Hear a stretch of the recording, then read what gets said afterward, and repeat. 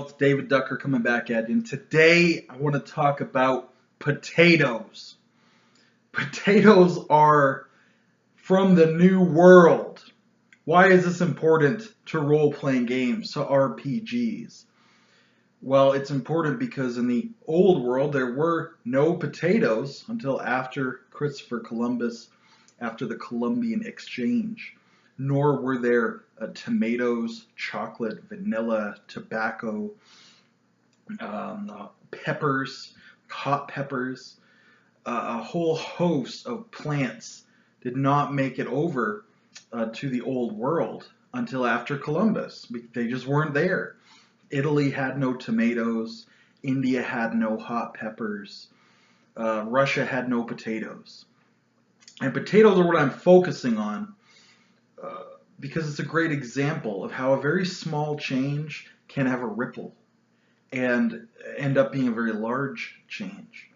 See, a lot of fantasy properties have medieval Europe as their base model, which is great, but then they also have potatoes and sometimes even corn, and corn was not in the Old World either. That's maize. Corn is a word that used to mean grain. So there was corn, but when they used that word, it referred to wheat, rye, barley, things like that. The actual plant, maize, the cobs that you peel and all that, that was not extant. And that's actually another one. I could have called the video Small Corn, but instead Small Potatoes. But back to my point. If you have the medieval European model, it was built on a foundation of geography and history and religion. It was the way it was for many reasons. And when you start changing those fundamental reasons, sometimes the whole structure doesn't make sense anymore. It's like pulling out a vital support out of the bottom of a building, and it's like, oh, well, most of the building is like way up there. Sure, but it needs this support, otherwise it doesn't make sense.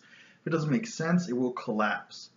Potatoes are a great example because in medieval Europe, we had grain, wheat, rye, barley. This is how most people got most of their calories. This is the staple food, their daily bread. And there are several properties of wheat and other grasses that affected society. One is that once you've harvested the wheat, you have all of this fodder left, all the stalks of grass. We don't eat that. But you know what does? Are horses. So by growing wheat, you end up with a lot of animal feed. Whereas if you're growing potatoes, we eat pretty much all the potato, and the parts of the potato we don't eat, other animals, I don't believe they will eat them. I believe the stalks of potatoes are poisonous to most animals. It is related to deadly nightshade. So if you switch from wheat to potatoes, there's less animal fodder, there's less horses, oxen, cows, potentially fewer pigs, although pigs aren't very picky.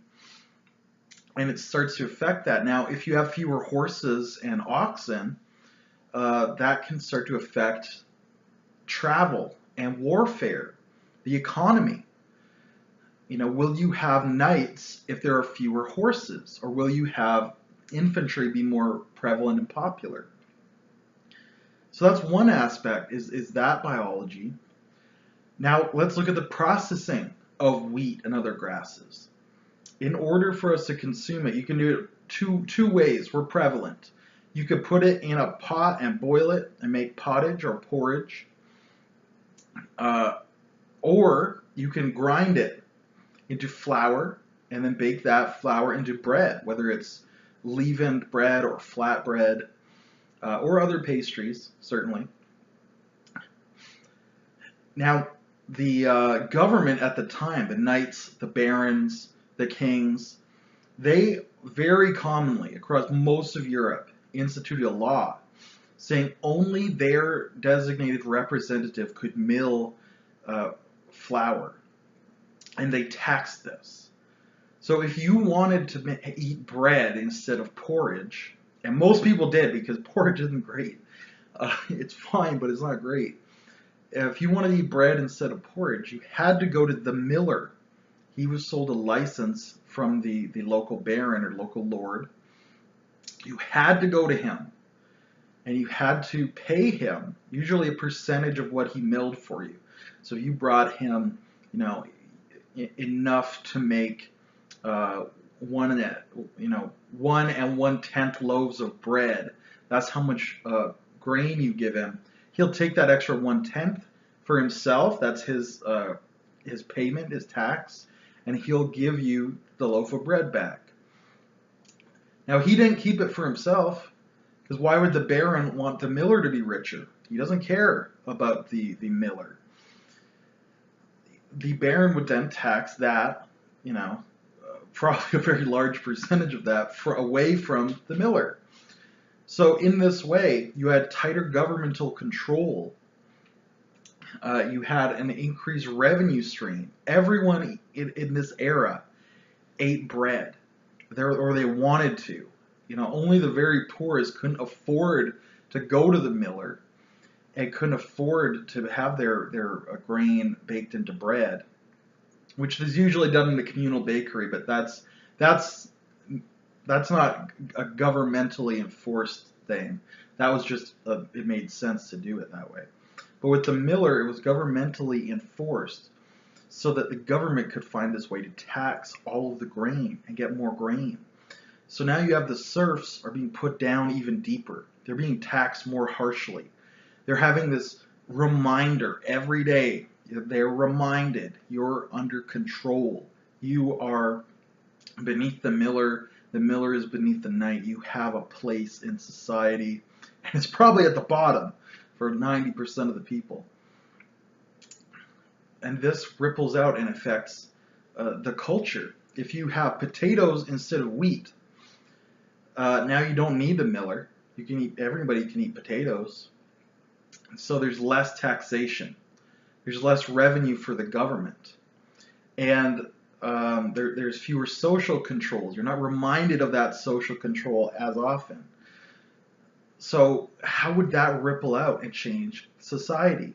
A weaker, poorer government, weaker, poorer barons, a richer peasantry who have more calories and more calories to spend, more potatoes they could barter or put away for a rainy day or do whatever they wanted. They had control, they had power of this food supply, which is, you know, very important. Everybody needs to eat. So this ripple effect starts to go out again. So now not only do the nobles have fewer horses are more expensive, but they have lower tax revenue as well. And you've eliminated the miller, who's a middle class gentleman. So you've eliminated a middle class job as well. What might that do to society, to the economy? And it all ripples out from there. I've picked potatoes as one example. I'll make another note about potatoes as well, is that potatoes are much easier to grow than wheat, rye, barley, and they yield greater calories back to you. So, and we saw this when the potato was introduced to Europe. People said, hey, this is way better than wheat. And that's why potatoes are so prevalent in Europe, especially in colder climates like Ireland and Russia, a lot of the Nordic countries as well. There's a lot of potatoes there because it grows in that climate better than wheat or rye or barley. And even in climates where wheat grows abundantly, potatoes give you more calories than wheat per amount of calorie that you're putting into the work. It's easier to grow a larger number of calories of potatoes than wheat. So naturally, if you have potatoes, you're going to want to switch away from wheat. And we saw this again and again and again in history. And sometimes the government tried to stop this because they said, no, we need that fodder. You know, so the government actually did try to stop people from switching to potatoes, but they couldn't because it's just so much better. So this is, you know, part of my historical inspiration to talk about this subject. And so I've just extrapolated, there's like 3 reasons why potatoes could change the world and it would ripple up into the society. Now that's just potatoes. If you're adding potatoes, tomatoes, corn, vanilla, chocolate, if you're adding a lot of tobacco, I mean, what would the old world have been like with tobacco? And it's like it changes everything. Each small change you make to the world will have a ripple effect, and it will change the entire world. So if you're making a lot of very small changes, they really start to avalanche, snowball. They start to add up, and soon you end up with a world that either doesn't make sense because you haven't done the ripple effect. Your players will notice this, and I've said this again and again. Your players will find the logical gaps and they will investigate and they will try to make sense of the world. And if it doesn't make sense, they'll be very, very upset. They'll lose respect for you. They'll lose respect for your game. They'll lose interest in your game. They'll know it's just a game. What does it matter? It's not important. Right? But I've done separate videos on that. But I'm just wanted to bring it back here and say, if you have a structure in mind, if you have a skyscraper, recognize why the foundations are the way they are, and what foundations you need to keep, which ones you can change, and which ones you can't. And when you do change, do the ripple effect. And sometimes when you do that ripple effect, you realize that it might just not be worth making this change. Just like adding megafauna into your setting. If you add in giant cave bears, saber-toothed tigers, and mastodons into your setting, that will change everything. It'll change how we deal with the wild, with the forests, what our food supplies are, what beasts of burden we may have access to. Because maybe mastodons could be tamed. We don't know. Elephants can be. Maybe mammoths could. Of course, horses can be and zebras can't. You can't tame a zebra. And they're almost the same thing. So maybe mastodons and elephants, maybe you can't tame a mastodon. But whether you can or can't, adding this creature in will ripple effect and will change your world. The players will be asking, well, how do peasants survive? Why isn't there a town wall when you have saber-toothed tigers? In India or Africa, they have town walls to protect against tigers and lions. So if you're adding tigers and lions or saber-toothed tigers and snow lions into your medieval European game, you need to say what other changes in the city design, in the hunting, in the prestige, the mythology. What else do I need to take into account? A source of fur or ivory from the mammoths. And that's why every change needs to be very carefully considered. Every change from reality needs to be very carefully thought about and thought out. Because after just a few of them, one change probably won't destroy the whole world. But if you're making 10 changes, the logic could start to break down. Those things could snowball against each other. The logic could start to break down in your setting. And again, your players will definitely notice this.